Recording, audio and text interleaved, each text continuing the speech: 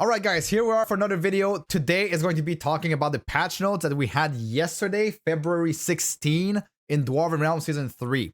So this one is a pretty big one because there has been some massive changes and there's a massive hidden buff to phasing, which we'll go over when we get there. First of all, I'm going to talk about this. I am going to talk about where to locate the patch notes in the Dwarven Realm Discord. There is the news and announcement. This is where the Dwarven Realm devs post the patch notes. So did a few like visual things, added light pillar. These are just basic fixes. A few bug fixes here. Underrealm mystery item cost will now double after every 10 rewards accepted. This means that the gambles that you do in the Underrealm are now gonna get way more expensive. And my opinion on the new strategy to get better chances at a good gamba, what I will do is get one extra reward. So you will grab 2 rewards to have like 2 chances at good items.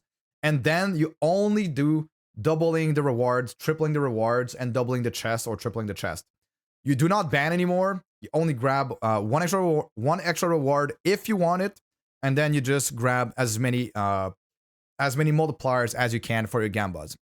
I suggest going in here with like maybe, depending on how much you play the season, maybe between like 50 million to 100 million. You can go with less. It's just that your odds are gonna get a bit be a bit less, right? So that is it. They nerfed the gamba in the Underrealm. Resolved a cooldown issue that caused Drythis to constantly burrow underground. So that means that you can now run the underground enclave again if you want to farm that scorpion mount that breaks rocks. If you haven't seen my video about the Elven Capital yet, in my video about it, I run it with the Drythis mount, the scorpion mount, but you can actually go faster if you just use an amulet for potions with the boots that give you movement speed per potion. And what I'm using right now is Holy Quake alongside Chain Lightning with as many lightning spreads as possible and 1 extra lightning bolt. So that makes me able to clear the Elven Capital without the mount in about like 15 seconds. Close an exploit that enable players to gain gold while buying from traders. Haven't heard about this one. Pretty happy that this is not really affecting the leaderboard at all. Added rupture portals at the end of the following encounters. So they've added rupture portals at the end of pretty much all of the boss encounters, the Banshee and all these things. So it's just a real nice quality of life. Instead of going back to town and into the fight again, you can now actually just go straight up and like chain spam Zol, for example. Bug fixes, they fixed the daily respec. So now you will actually have 1 free daily respec every day. That is a very nice one for every player. Fixed an issue that's preventing rings from being equipped to an empty slot when right-clicked. This basically small quality of life, doesn't really matter. Dashing through the Underrealm entrance door. Small issue here. Fix a bug that was causing the entrance to rupture boss to not destroy on some occasions. Okay, I don't think they talk about anything else here. Yes, they talk about gain base damage equal to 1% max HP bracers are now fixed. They used to not scale with your percentage damage increases. And so now it is fixed. So this bracer is now way, way, way better than it was. So if you get a double bracer with max HP to flat damage, you might want to look at it again.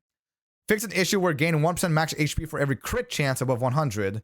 Didn't take stance crit chance into account. Small buff to this. I don't think this changes much anyways. Blood Dragon, a small fix here. And at the 2nd level of the Ancient Catacombs. Okay, and then some localization. One other thing that they did not mention in the patch notes is that there is a small spoiler about the next season. They have added fist stance gems. So what this means is that, for example, my fossil has magery damage, right? 2,678.7%. And I can craft some of these gems in town with my stance fractures. Now they've added fist gems, basically unarmed.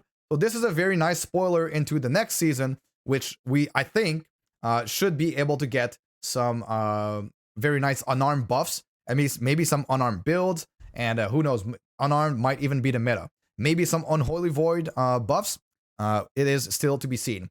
Another really absolutely insane buff that it did is that they fixed phase Zen for phasing. Gain health regen per phasing trans stack. This is written as 0.15%, but it was actually 0.015% before this patch. With this patch, this also scales with phasing effect bracers, which I don't have equipped at the moment. I'm using my farming gear. But if you have phasing effect bracers and you're using phasing, you can see that your health regen will be through the roof. I have more than 2 million health regen on my push setup. And I have like, on my push setup, I have like about 300 and something, 300,000 health. So you can see how this can be absolutely broken. I am able to now stand for my latest push. In my 319 push, I stood still on the boss, and as soon as I got hit, my health went back to full instantly. So that pretty much covers the patch notes. Nerf to the Gamba, big buff to phasing, so huge buff to phasing. If you were using phasing and slamming lifesteal on your gear, for example, because you were worried about tankiness and like recovery, stop. Just stop, and then just worry about your health regen. You're gonna be fine. So yeah, that's pretty much it. The fix to the base, max HP, turn into base damage on the bracers. So that monogram also fixed. These are the 3 big ones I think that need to be really highlighted in this patch. Anyways, I hope you liked the small patch recap, and I'll see you guys all in the next